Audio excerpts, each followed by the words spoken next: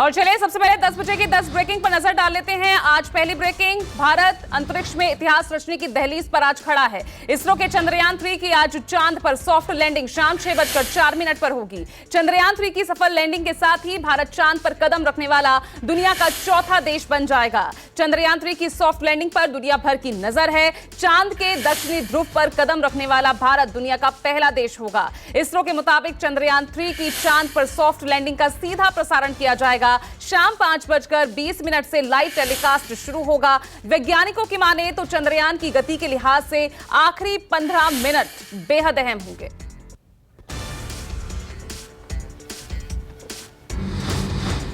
चंद्रयान 3 की सफल soft landing के लिए उत्तर से दक्षिण तक दुआओं का दौर देखने को मिल रहा है। वाराणसी के दशाश्वमेध घाट पर विशेष पूजा का आयोजन किया गया तो अजमेर शरीफ दरगाह में इबादत की गई। भारत के मिशन चंद्रयान का काउंटडाउन शुरू हो चुका है और इसी को लेकर देश भर में पूजा पाठ का दौर शुरू हो गया है। वाराणसी से प्रयागराज समेत देश में चंद्रयान की सफल लैंडिंग के लिए पूजा अर्चना की जा रही है। वाराणसी के मंदिर में भक्तों ने हवन कर चंद्रयान के सफल लैंडिंग के लिए प्रार्थना की तो प्रयागराज के श्री मठ बागंबरी गद्दी में हवन किया गया और यहां भी चंद्रयान 3 की सफल लैंडिंग के लिए प्रार्थना की गई।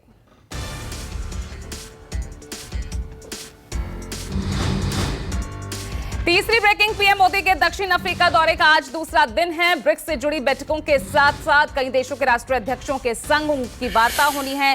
कल जोहान्सबर्ग में पीएम मोदी का जोरदार स्वागत हुआ। मंगलवार देर रात ब्रिक्स लीडर्स रिट्रीट के लिए पीएम मोदी समर पैलेस पहुंचे। दक्षिण अफ्रीकी राष्ट्रपति रामाफोसा ने पीएम मोदी का गर्मजोशी से स्वागत किया। बैठक में ब्रिक्स लीडर्स ने वैश्विक मसलों पर चर्चा की। बिजनेस फोरम को संबोधित करते हुए पीएम मोदी ने भारत को सबसे बड़ी डिजिटल लेन देन वाला देश बताया। पीएम ने यूपीआई का विशेष जिक्र किया। पीएम ने कहा कि हम रेड टेप हटाकर रेड कारपेट बिछा रहे हैं।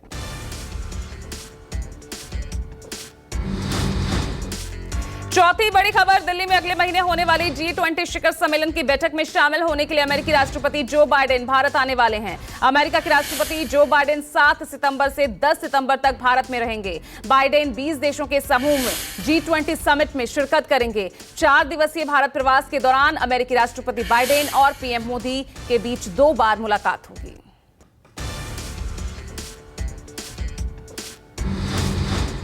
पांचवी ब्रेकिंग, बिहार में जाति आधारित जनगणना को लेकर उठे कानूनी विवाद में केंद्र सरकार के दखल के बाद अब नया मोड़ आ गया है। सुप्रीम कोर्ट में कई दिनों की सुनवाई हो जाने के बाद अब नए पक्षकार के रूप में केंद्र सरकार आई है। केंद्र सरकार का दावा है कि जनगणना कराने का अधिकार उसका ही है। जातिगत जनगणना को लेकर विपक्ष के निशाने पर बीजेपी है और जेडीयू बिहार में 1 से 5 सितंबर तक मशाल जुलूस निकालेगी। तो खड़गे ने सागर में ऐलान किया, सरकार बनी तो जातिगत जनगणना करेंगे।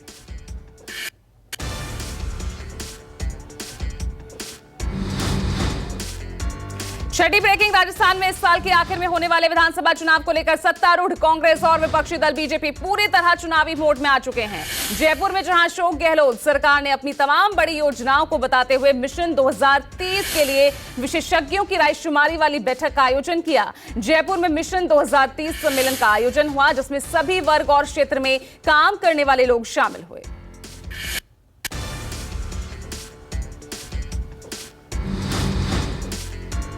सातवीं ब्रेकिंग, मध्य प्रदेश में हारी हुई सीटों पर मंथन और आगे की रणनीति तय करने के लिए बीजेपी की बैठक है। बीजेपी पिछले चुनाव में हारी हुई सीटों पर प्रत्याशियों की दूसरी लिस्ट भी जल्द ही जारी करेगी। इसके लिए भाजपा के चुनाव प्रबंधन और संचालन से जुड़े बड़े नेता 23 से 25 अगस्त के बीच भोपाल में मंथन करेंगे। इन 3 दिनों में आकांक्षी सीटों पर प्रत्याशियों के नामों पर विचार को लेकर एक बार संभावित जो सूची है वो तैयार की जाएगी और उसके बाद उसे अंतिम मंजूरी के लिए केंद्रीय चुनाव समिति को भेजा जाएगा।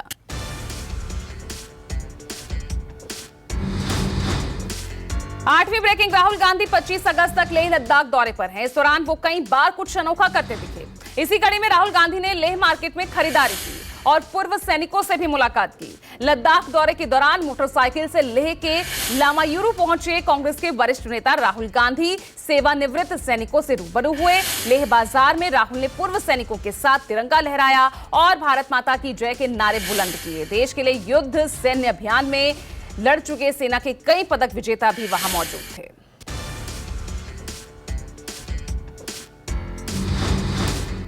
नौवीं ब्रेकिंग लोकसभा चुनाव में यूपी की स्थिति पर आज बसपा का मंथन है, थोड़ी ही देर में शुरू होगा। बसपा मायावती ने लखनऊ में आज एक अहम बैठक बुलाई है। इस बैठक में लोकसभा चुनाव 2024 को लेकर चर्चा की जाएगी, जिसमें मुख्य फोकस उत्तर प्रदेश होगा। बैठक में संगठन के विस्तार, बूथ गठन, सेक्टर गठन के साथ साथ कैडर कैंप की तैयारियों को लेकर चर्चा होगी।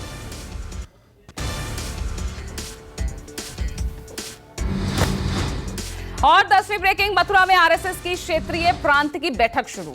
संघ प्रमुख डॉक्टर मोहन भागवत विधिवत रूप से बैठक का उद्घाटन करेंगे। बैठक में उत्तर प्रदेश और उत्तराखंड क्षेत्र के प्रचारकों के साथ साथ संघ प्रमुख आगामी रणनीति को लेकर तैयारी करेंगे। बैठक में संघ के क्षेत्रीय प्रचारकों, संघ चालकों से अब तक की प्रगति रिपोर्ट मांगी जाएगी। पिछले सालों में किए गए कार्यों की समीक्षा के साथ साथ संघ के शताब्दी वर्ष समारोह की तैयारियों को लेकर भी चर्चा की जाएगी और इसके साथ साथ समाज के हर वर्ग को जोड़ने की ठोस रणनीति पर चर्चा होगी।